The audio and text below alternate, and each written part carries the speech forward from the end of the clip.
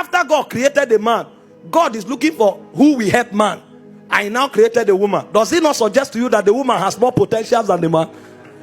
If mothers fail, the word of God will be blasphemed. If mothers fail, you know, it takes a lot to be a mother.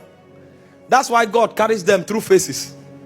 First, you become a gear child, where you become aware of your peculiarities.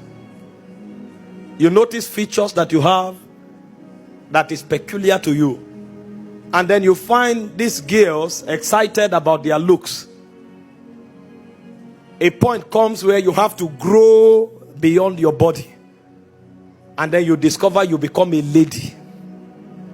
As a lady, your powers move from your features to your mind.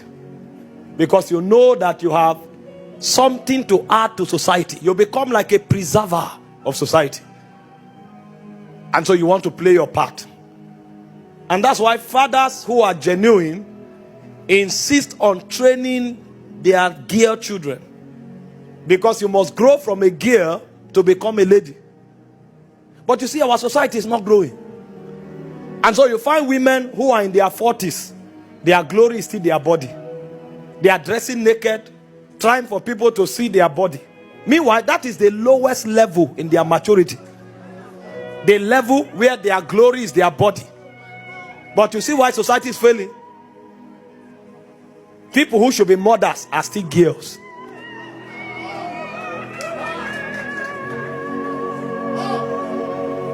And so you look at society today, it's all about body. They don't know that if they don't grow to motherhood, the word of God will be blasphemed. So God is carrying them through a process.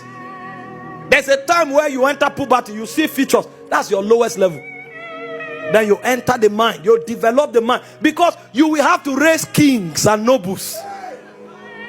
You need to teach royals and nobles the ways of values, courtesies, ethics. You become a guardian, like a mother hen. You are the one to inject the quality of their minds into them. That's why you must grow from a gray to a lady. But you see the problem, most of them became ladies and they declared independence. And so you hear of feminism. They think their growth stops there. But it's a protocol. You are not a feminist. The reason God allowed you to develop your mind is because it is your duty to raise kings, to raise prophets, to raise nobles of society. So you mature from a gear to a lady, then you enter the level of becoming a wife. At the level of a wife, you enter the frequency of the ordinances of God. Although you have the power to be independent, but you submit your will, you submit your independence, you submit your abilities to your husband. Because the propensity of the woman is enormous. God knows that if she is not under authority, she can destroy the world. Because she's an incubator. After God created the man, God is looking for who will help man. I now created a woman. Does it not suggest to you that the woman has more potentials than the man? The one who is helping you, does he not have more potential than you? So in order for that potential to be managed, God now decided to place him under the man. So the reason a woman becomes a wife is because she accepts the ordinances of God. It is under that submission that God now permits her to become fruitful. That's why children come from marriage. Because if she's not under that government, what she will send as an errand to society will be terrible. And then when she becomes a mother, she becomes the head of it all. You know, you say a man is the head of a woman, but the mother is the head of even the man. That's what many don't know. Because all of us here, we were taught by our mothers. But our mothers first were wives. They came under authority. So God allowed their potentials.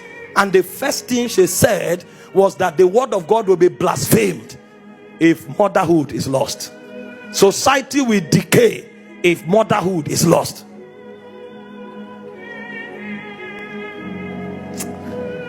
Those days my mom had a skill. One of our skill was knocking.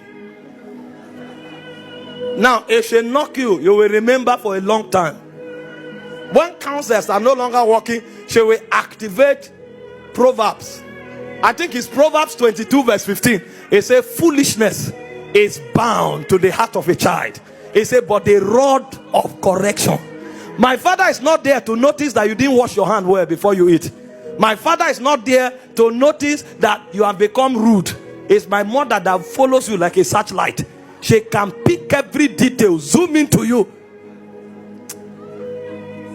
May God raise mothers.